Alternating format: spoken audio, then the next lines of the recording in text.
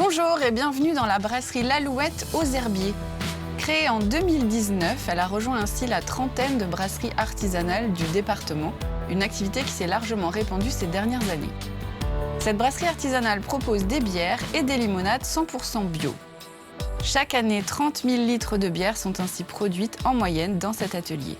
6 bières composent actuellement la gamme permanente qui sont distribuées en local sur plus de 100 points de vente en Vendée. Pour en parler, je rejoins tout de suite Cécile Cossard, sa gérante. Bonjour Cécile. Bonjour Catel. Écoute, on est ravis de venir aujourd'hui aux Herbiers découvrir ta brasserie, la brasserie L'Alouette. Je suis ravie de vous accueillir aussi. Merci, dont tu es la gérante. Oui. Alors explique-nous comment on décide un jour de devenir brasseuse, hein, c'est ce qu'on dit. Oui. Voilà. Est-ce que dans ton cas, tu étais dans le métier avant? Alors pas du tout. Ok. Pas dans le milieu brassicole en tout cas. J'ai une formation initiale en agroalimentaire. D'accord. Qui date un peu, mais j'ai eu un parcours un peu en agroalimentaire et j'ai surtout travaillé dans l'accompagnement des adultes dans leur parcours de reconversion. Ok, donc rien à voir. Rien à voir. Et puis dans le handicap au travail également. Ok. Pendant longtemps pendant presque 20 ans, tout ça cumulé. Ok.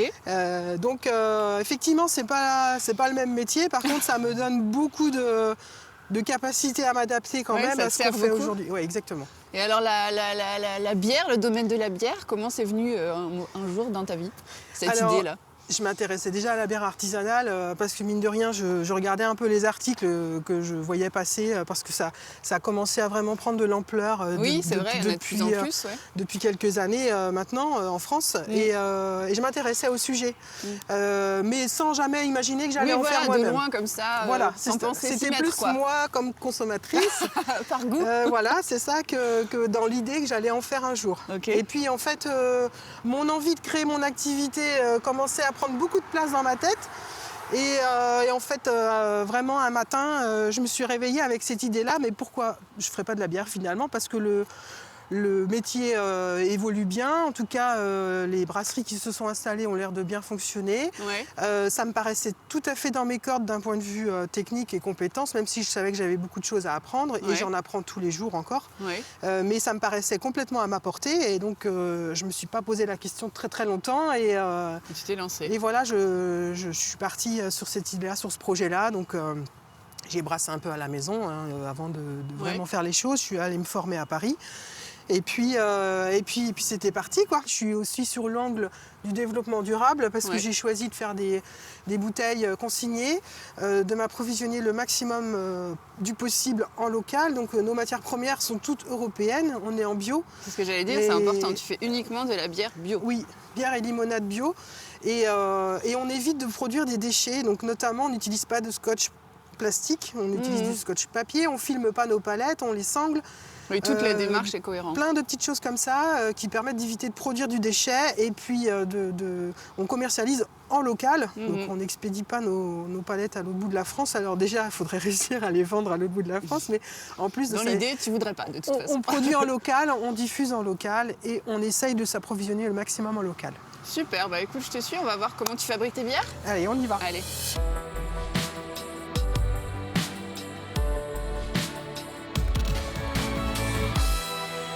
Ça y est, on est dans ton atelier, c'est là où tout se passe? Oui, exactement. Alors explique-nous, on voit toutes ces cuves, mais comment on fabrique une bière? On commence par quoi? Alors une bière déjà, c'est 4 ingrédients principaux.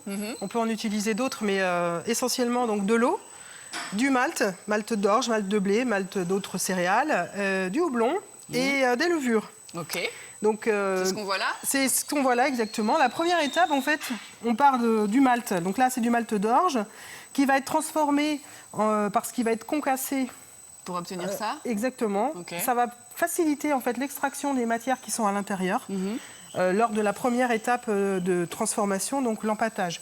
Je vous montre également le houblon, donc qui se présente sous forme de granulés, de pelés. À l'origine, on est sur des fleurs qui ont été séchées et donc broyées, compactées. Et c'est plus facile à utiliser comme ça et ça prend beaucoup moins de place en stockage. Je comprends. La première étape de fabrication, donc je vous l'ai dit, il y a le concassage, mais après on passe donc à l'empâtage où on va mélanger de l'eau chaude avec les céréales concassées. Donc là, l'objectif, il est d'extraire le maximum de matière pour avoir ce qu'il faut derrière en transformation, en fermentation par les levures. Ça va aussi nous donner une base aromatique, le malt qu'on va utiliser. Oui. Donc cette étape-là, elle est importante. Elle est ensuite suivie par une filtration. Donc on va extraire la partie liquide et on va rincer plusieurs fois pour pouvoir, encore une fois, extraire le maximum de matière. On passe ensuite à l'ébullition. Donc l'ébullition, c'est une étape importante parce que ça permet de stériliser notre liquide qui, à ce stade-là, s'appelle le mou. On va aussi pouvoir intégrer, lors de cette étape-là, le houblon. Donc houblon amérisant en début d'ébullition, houblon aromatique en fin d'ébullition. Et quand on utilise des épices, on peut aussi les intégrer à ce moment-là. Voilà, exactement. Okay. Donc ça, c'est une étape qui dure à peu près 1h15 chez nous. Ça marche.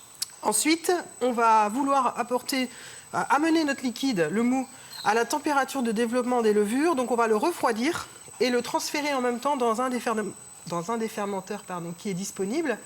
Donc on va passer de 100 degrés à 22 degrés chez nous. Oui. La température de développement de nos levures, ça va être 22 degrés. Donc ce transfert-là va permettre d'une part de remplir la cuve et d'autre part de refroidir le liquide. Et pendant le remplissage, on va intégrer les levures dans la cuve qui se présentent chez nous sous forme lyophilisée. Et là, on a fini notre journée de fabrication en tant que telle. Il y a toute la partie nettoyage qui va s'en suivre et qui va demander autant de temps. Mais après, c'est les levures qui vont travailler. Et là, après, toi, on attend. C'est ça, on attend, les doigts de pied en éventail. Non, en fait, les levures vont se mettre à travailler dès le jour même, mais c'est surtout le lendemain qu'on va le voir avec le barboteur. C'est-à-dire qu'elles vont commencer à transformer le sucre en alcool, donc c'est vraiment la fermentation. On va aussi avoir une production de gaz carbonique, d'où le barboteur. Donc il va y avoir le gaz qui va ressortir un peu. On a des cuves qui tiennent une certaine pression. Et cette étape-là de fermentation va durer 2 à 3 semaines suivant les bières. On va, pendant cette étape-là, clarifier la bière en faisant des purges de fond de cuve pour éliminer les matières en suspension qui sont tombées en fond de cuve. C'est pour ça qu'on a des fermenteurs qui ont une forme conique. D'accord. Ça permet d'avoir à la fin un produit où il n'y a pas à boire et à manger. On va essayer d'avoir une bière quand même assez limpide. Une fois que notre fermentation est terminée, sachant que je vous passe les détails, mais on fait des analyses, fait des mesures, des contrôles. On va mettre notre bière en garde. Donc en fait, on va refroidir la cuve à 2-3 degrés, ce qui va permettre d'améliorer encore la clarification de la bière et de purger encore cette bière et de stabiliser en fait notre produit. Okay. Et donc après, on va arriver à l'étape d'embouteillage. Donc chez nous, on est en resucrage, donc il y a une deuxième fermentation en bouteille. Donc en fait, on va ajouter du sucre la veille de notre embouteillage et on va embouteiller le lendemain avec ce sucre. On va ensuite mettre les bouteilles en chambre chaude, donc à 22 degrés. On va remonter les levures à leur température idéale, 20-22. Elles vont se remettre à travailler parce qu'on leur a redonné du sucre. Juste ce qu'il faut pour produire un peu de gaz, pour qu'on ait nos fameuses bulles à l'ouverture. Ça va reproduire un petit peu d'alcool, mais ce n'est pas l'objectif de cette opération-là. Et ce qui permet, à mon goût, d'avoir des bulles plus fines, parce qu'on est sur une refermentation naturelle, on n'est pas sur un ajout de gaz artificiel.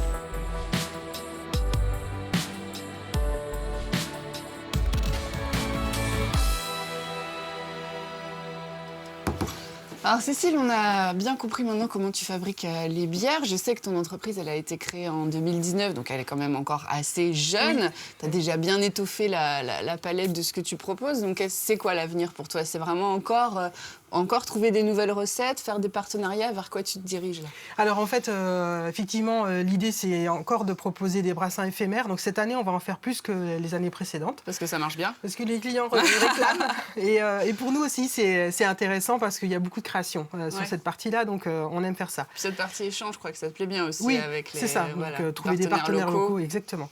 Et puis on a commencé à développer une gamme de limonades plutôt haut de gamme. On a vu un petit peu ce que ça donnait avec nos clients et on va cette année proposer une nouvelle recette pour nos 3 limonades.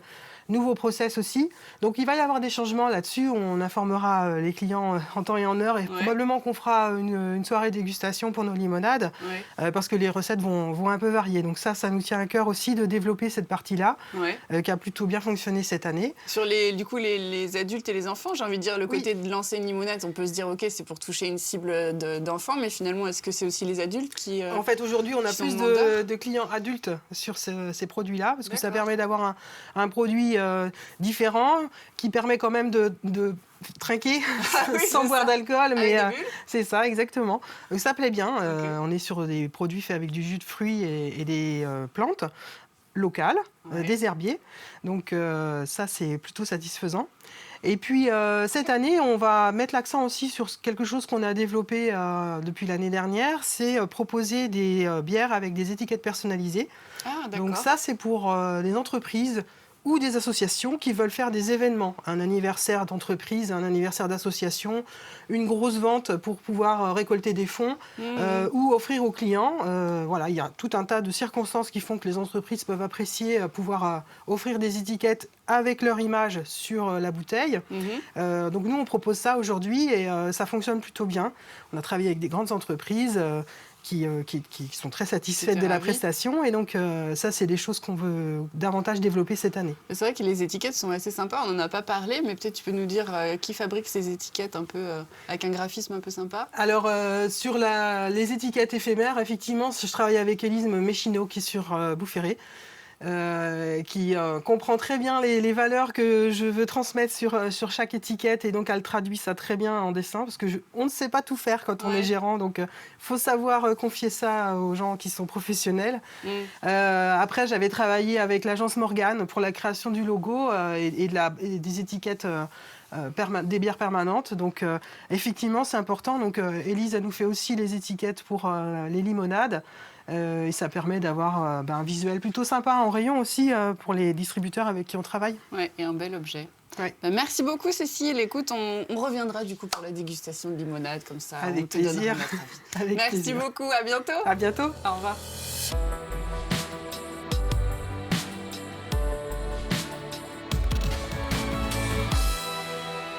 En seulement 4 ans d'activité, la brasserie l'Alouette s'est déjà bien développée. Signe de ce développement, l'embauche de Mathieu en CDI pour l'aider dans son exploitation. Par ailleurs, sa production a été récompensée au concours international de Lyon en empochant la médaille d'or et la médaille d'argent. Merci beaucoup et à la semaine prochaine pour un prochain Mageco.